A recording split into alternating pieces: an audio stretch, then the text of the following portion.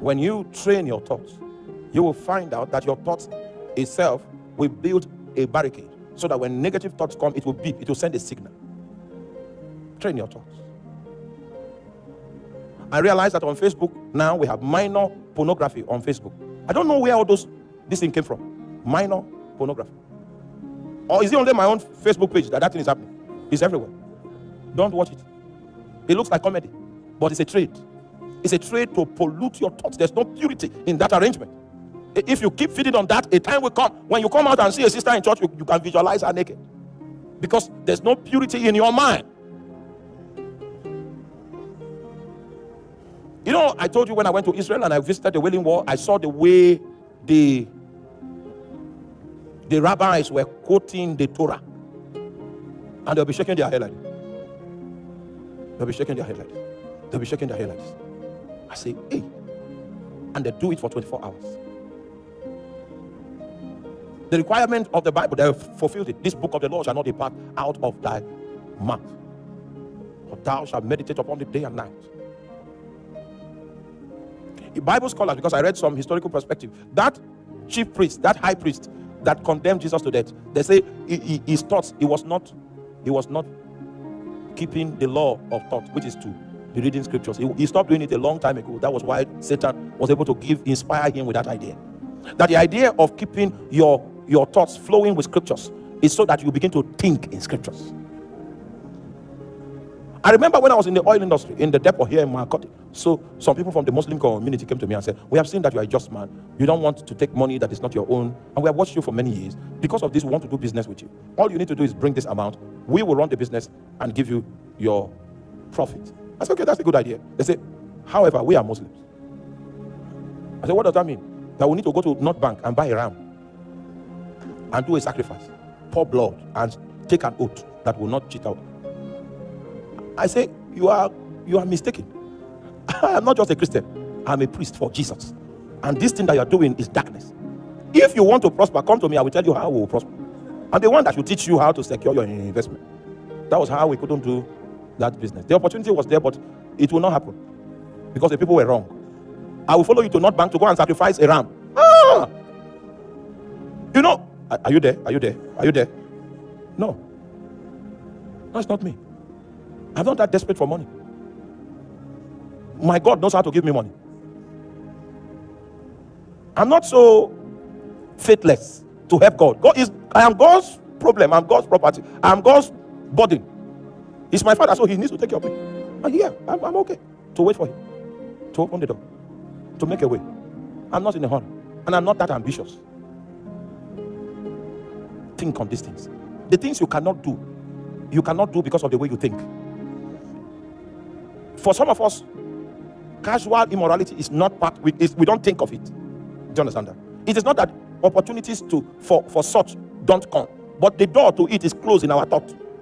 So when those opportunities rise, it's as if I'm in an atmosphere of COVID. Do you understand it? Close the door to immorality in your thoughts. That for me it is not an option, and it will be so. We were in a mall in one country, and my friend was saying, didn't you notice that girl was liking you? I didn't notice. I didn't notice. Because he was not where? He was not in the top. There were many things that you will not notice. Because that's not how you think. He said, think on these things. A man that will bring his thoughts captive must be in charge of what? Training his thoughts. Thy word have I hidden in my heart that I might not sin against you.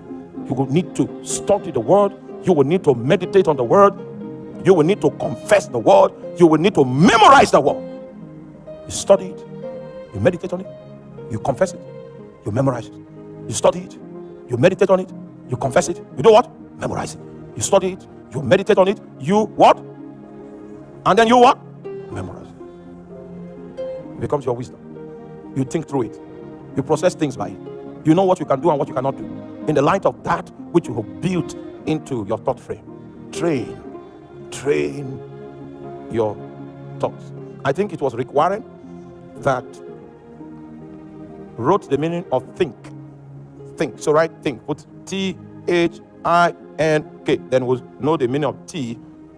Then the meaning of H.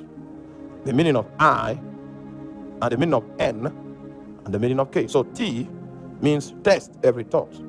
Test every thought. This is how to think by Rick Warren. T means what? Test every thought. Do not think that thoughts are independent. Do not think that thoughts are neutral. As the thoughts are coming, you do what? Test it. You can shut the door to bitterness. You can shut the door to hatred. You can shut the door to strife. You can shut the door to backbiting. You can shut the door to depression by analyzing thoughts. And when you see it's not that worthy of your thinking, you shut the door to it. You say, test every thought. H is the helmet of salvation. That your thought pattern, your thought processes are true and with the backdrop that I am saved. Satan will like to pull you into thought arenas that doesn't acknowledge your salvation. Just like those comedies, you will think it's entertainment. Satan is saying he doesn't acknowledge that you are saved. Because if you are saved, you will not be there. Do you understand that? I am saved, so I cannot think these thoughts. Doesn't matter how the comedy is and how many likes people have, how many views people have, it has gained. I am not going to add to the views because I am born again. I am born again. I remember those days when I was still in the service and people want to do deals. They don't include me because they know this one is a pastor. You will not accept. Yeah, and that's honorable. I am born again. I am born again. When the House of Rep ran an inquiry of our operations, hallelujah, and many of my colleagues were invited by EFCC. Some were detained. People made phone calls. If phone calls can cut people's ears, their ears will be on the ground.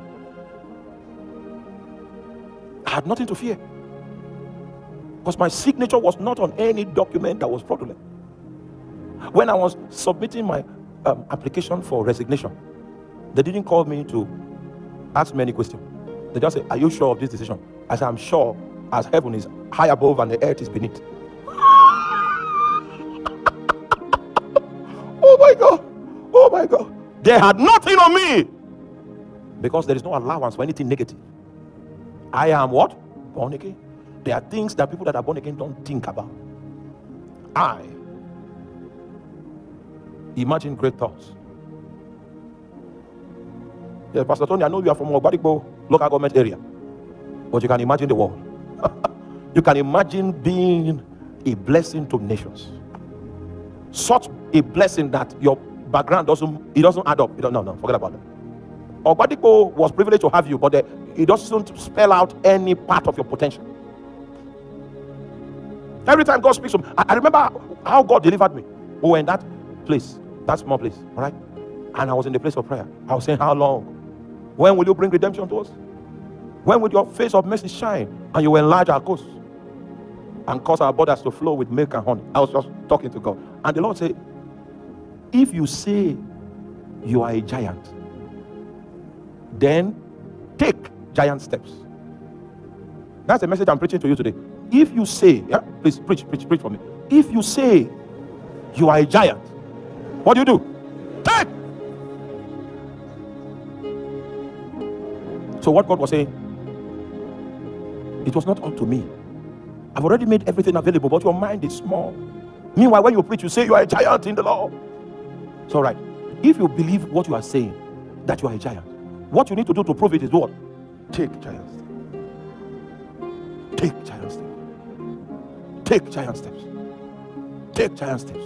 I said, all right, no problem. Our architect came. I said, draw an auditorium of 4,000.